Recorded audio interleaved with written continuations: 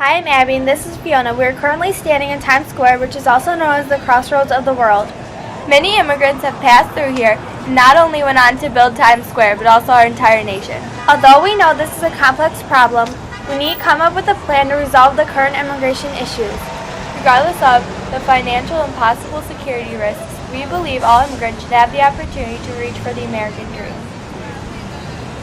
What is the greatest benefit that immigrants contribute to Scranton? Well, as I said earlier, the best benefit, I think, is that we learn about their culture, their ways, their religions, the way they dress, the foods they eat, so it makes us better people.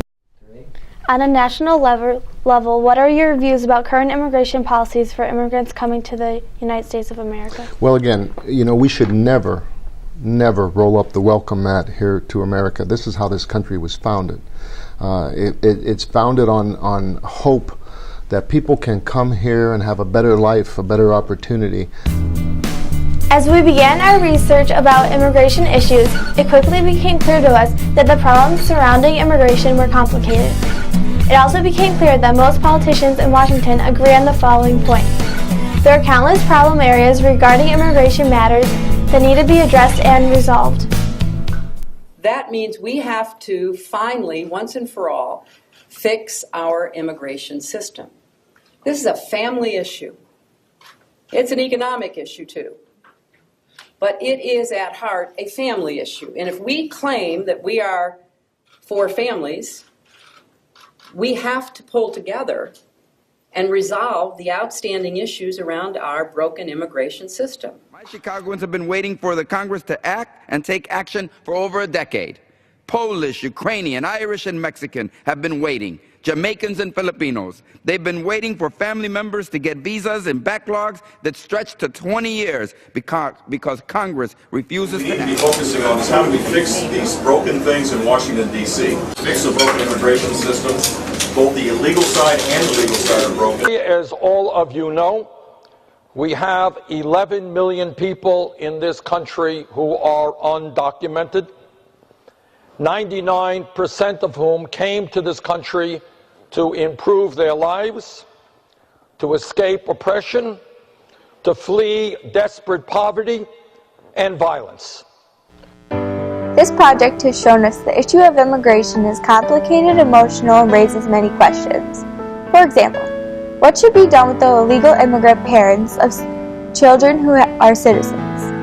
How can you tell if someone is here legally or illegally, a terrorist or escaping a war-torn country? All of these concerns are the emotional aspects of the world we live in today. It is unfortunate to think of families that need to escape hostile situations. They may not be able to reach safety here because of these uncertainties. It is even scary to think that if proper safeguards and checks are not in place, people might enter our country to do us harm. This constant battle needs to be rectified. Jeb Bush with Mexico said people come in, it's an act of love, okay? It's not an act of love. We need a wall. We need a wall. You see what's happening with illegal immigration. And in all fairness, if it weren't for me, they wouldn't even be talking about illegal immigration. It's very important that we enforce our immigration laws, that we encourage people to come here legally, to come through the vetting process, the inspection process.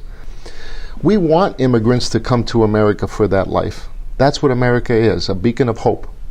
However, when we allow people to knowingly break our laws, to evade inspection, to bypass any type of medical screening, to live here in America and depress the wages of American workers, which we know for a fact illegal immigration depresses the wages for American workers. We also know, unfortunately, that there are people around the world that want to do us harm, that hate our way of life, that want to come here and steal that way of life from us through terrorism. Our school and community have a growing percentage of first-generation immigrants. We can't imagine our lives without the value they contribute. We believe as a nation we can figure out how to keep our doors open to immigrants while at the same time keeping our country safe.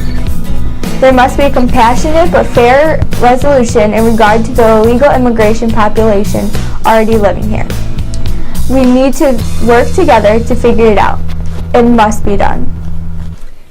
The American people support comprehensive immigration reform, not just because it's the right thing to do, and it is, but because they know it strengthens families, strengthens our economy, and strengthens our country. This is what makes America exceptional. And we welcome strivers, we welcome dreamers from all around the world. And it keeps us young, and it keeps us invigorated, and it keeps us striving and pushing the boundaries of what's possible. And then we all bind ourselves together around similar ideals, a similar creed. And one generation in, suddenly those kids are already Americans, like everybody else. How is immigration important to the building of America? I think the best way I can answer that question was that in 1954, days after Ellis Island, they made the announcement that it was closing down, that an editorial appeared in the New York Times. I'll share part of it with you. And in that editorial it said, immigrants have given to the United States artists, actors, doctors, writers, farmers, philosophers. Immigrants have given this nation its teachers. Immigrants and their descendants today elect our nation's laws.